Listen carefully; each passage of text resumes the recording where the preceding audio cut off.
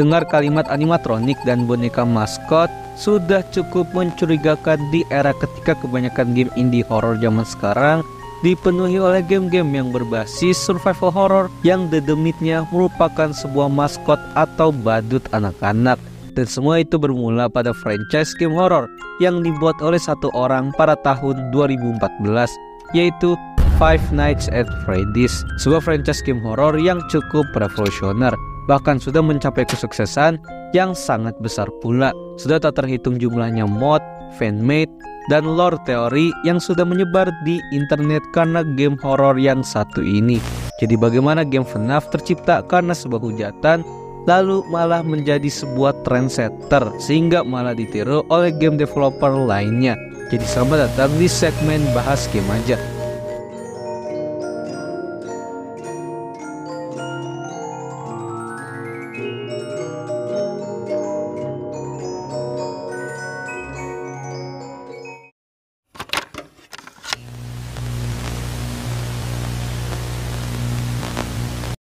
Bermula dari seorang solo developer bernama Scott Braden Cawthon atau biasa dipanggil Scott Cawthon yang sudah berkarir dalam industri video game sejak tahun 1996, di mana sebelum membuat franchise game horror yang fenomenal ini, ia sudah banyak sekali membuat game-game yang didevelop dan didesain oleh dirinya sendiri sampai akhirnya berada di titik yang cukup depresi ketika ia merilis game berjudul Subscribe Dazzle Simulator Keepers and Sons Slumber Coded pada tahun 2013 karena selain penjualnya yang sangat tidak sesuai ekspektasi, tetapi komentar-komentar negatif tentang gamenya selalu saja muncul dikarenakan style art dan desain karakternya yang sangat-sangat menyeramkan. Sedangkan gamenya memang ditargetkan untuk pasar anak-anak, sehingga seperti istilah jangan pernah mengejar peluang, tapi peluanglah yang datang kepada kita.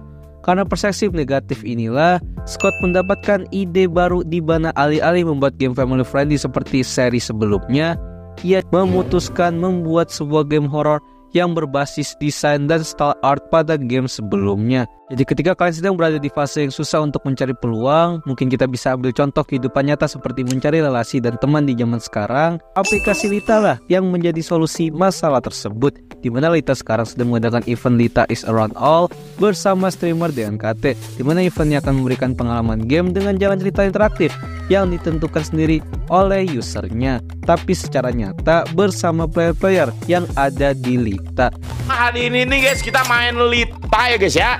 Viewer untuk viewer, nanti kalian yang voting dan decide adik-adik kapan lagi. Yes. Sekarang aku maunya dipanggil Opa ya, Opa. Panggilnya Opa ya, Opa. Oke guys. Kasih bisa nyanyi nggak? Boleh nggak request nyanyi nggak sih? Aku nggak bisa nyanyi, aku bisanya joget. Waduh. Waduh. Gimana cara menggunakan Lita sendiri? Kalian tinggal membuka aplikasi dan melakukan login dengan akun Google ataupun Facebook. Lalu pilih tab jasa yang ingin kalian pakai, entah itu untuk bermain game ataupun mencari teman ngobrol. Lalu pilih pemain dan orang yang rasanya cocok untuk kalian, dan langsung klik order aja. Lalu rasakanlah pengalaman cara bermain yang baru. Jadi tunggu apa lagi? Download aplikasi Lita sekarang dengan mengklik link di deskripsi dan juga pin komen. Dan akhirnya terciptalah Five Nights at Freddy's yang merupakan game yang tercipta dari sebuah hujatan dan juga sebuah kekreatifan. Dan ternyata game Five Nights at Freddy's cukup menuai pujian yang sangat banyak. Karena dengan style artnya yang katanya memang sudah horor dan juga mekanik jumpscare yang berbeda dari game-game lainnya pada saat itu, di mana konsep setiap jumpscare dari Five Nights at Freddy's ini dibuat bukan secara tiba-tiba, tapi dibuat secara terkonsep dan terjadi atas kesalahan playernya, sehingga ini membuat game Five Nights at Freddy's menjadi sangat inovatif ketimbang game-game horor lainnya pada saat itu. Dan itu semua balik lagi didukung dengan desain The Demit-nya yang merupakan seorang maskot ulang tahun anak-anak yang memang sangat jarang ada pada saat itu.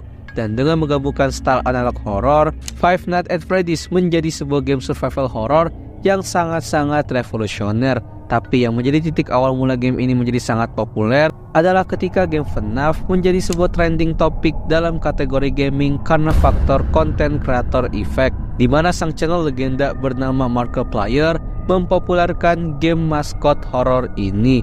Meskipun sebelum dia memang sudah banyak sekali content creator YouTube yang memainkan game FNAF ini, tapi titik populernya berada di Markiplier.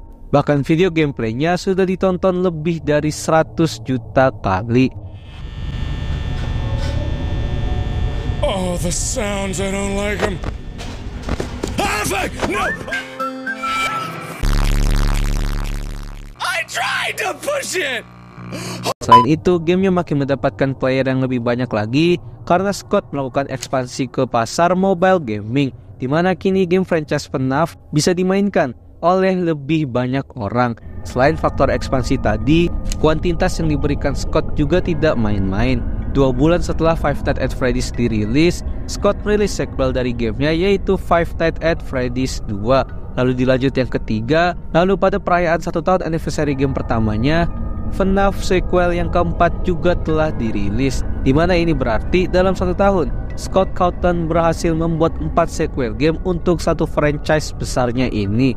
Dan ketika kualitas digabungkan dengan kuantitas yang sekarang, peluang untuk menuju pintu kesuksesan yang dalam kasus ini adalah menjadi seorang game developer game tentu tidak bisa dihindari. Dengan cara kerja game yang memang berbayar, franchise Five Nights at Freddy's tercatat telah berhasil menghasilkan pendapatan sebanyak 8,8 juta dolar lebih atau setara dengan 135 miliar rupiah hingga sekarang. Ditambah dengan story atau lore-nya yang penuh akan misteri dan teori yang selalu saja membuat komunitas dari game ini tetap hidup. Bahkan karena kemisteriusan dan kompleksitas dari lore para game ini, franchise game ini sudah diadaptasi menjadi sebuah film pada tahun 2023 dengan pendapatan yang sangat lumayan untuk sebuah film horor, yang akhirnya membuat FNAF malah menjadi sebuah trend center berbagai indie developer ketika ingin membuat sebuah game horor. Loh, kok bisa? Jadi inilah bagaimana FNAF malah ditiru oleh banyak developer karena kesuksesannya.